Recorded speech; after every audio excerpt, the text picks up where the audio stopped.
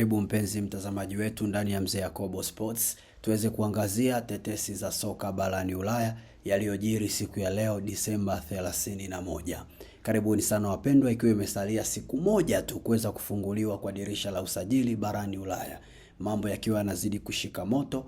Karibuni sana niweze kukupatia update. Kwanza kabisa, subscribe channel yetu kwa kubonyeza kitufe kilichoandikwa neno subscribe ili uendelee kuwa karibu zaidi na kila taarifa tunayokuwekea.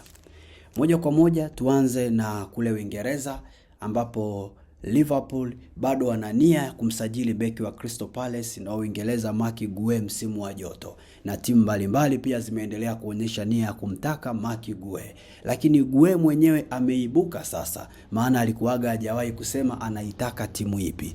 Kama vile ambapo Semenyo aliinuka akaisema timu anayoitaka, Guehi naye ameinuka ameweka wazi. Amesema endapo atahama Crystal Palace, kipaumbele chake ni kujiunga na Real Madrid na sio Liverpool kama ambavyo wengi walikuwa wanategemea. Kumbuka kwamba Liverpool kwa muda mrefu wamekuwa wakimtaka Marc Guehi, lakini Guehi mwenyewe amesema yeye binafsi anaitaka Real Madrid na sio Liverpool. Hivyo Liverpool sio kipaumbele cha Marc Guehi. Kwingineko, winga wa Manchester City na Norway Oscar Bob huenda akajiunga na Borussia Dortmund kwa mkopo hadi mwisho wa msimu huu, huku Crystal Palace na Bournemouth pamoja na Newcastle United wakiwa miongoni mwa vilabu vinavyomtaka mchezaji huyo mwenye umri wa miaka 22. Kwa hiyo katika dirisha la Januari yamkini Oscar Bob akajiunga na Dortmund kwa mkopo, maana ndiyo timu ambayo yeye mwenyewe anaipendelea.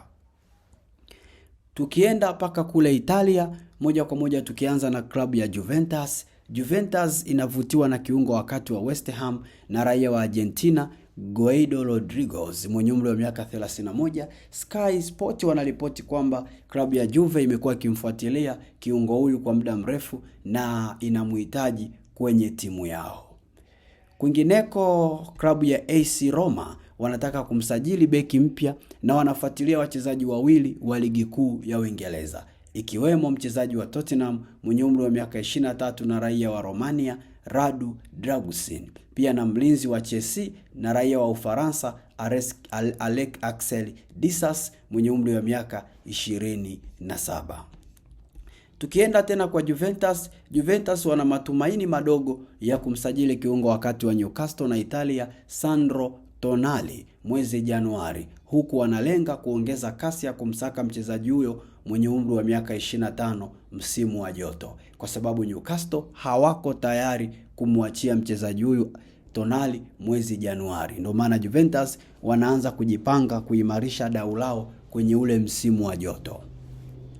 Tukirudi Uingereza, katika klabu ya Manchester City pamoja na Manchester United, wote wawili wanang'ang'aniana mchezaji wa Nottingham Forest na Mwingereza Elliot Anderson mwenye umri wa miaka 23, huku klabu ya Manchester City ikijipiga kifua kwamba ina uhakika yenyewe ndiye ambayo itampata huyu mchezaji, kwa sababu ina vitu vingi vyenye kutengeneza ushawishi wa kuvutia wachezaji kujiunga nao. Na kwa ajili hiyo Manchester City inaamini itaipiku Manchester United kwenye jitihada za kumpata Elliot Anderson. Je, itakuwa hivyo?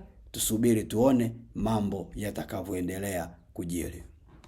Tukienda paka kule Hispania, klabu ya Real Madrid wameingia kwenye kinyang'anyiro cha kumsajili mlinzi wa Borussia Dortmund Nico Schlotterbeck mwenye umri wa miaka 26, huku klabu hiyo ya Bundesliga ikikadiria thamani ya Mjerumani huyo kuwa takriban euro milioni 60. Klabu ya Borussia Dortmund ni moja ya vilabu ambavyo sio vigumu kukuuzia mchezaji, muhimu tu dau lako liendane na wao walichokuwekea, watakuachia mchezaji.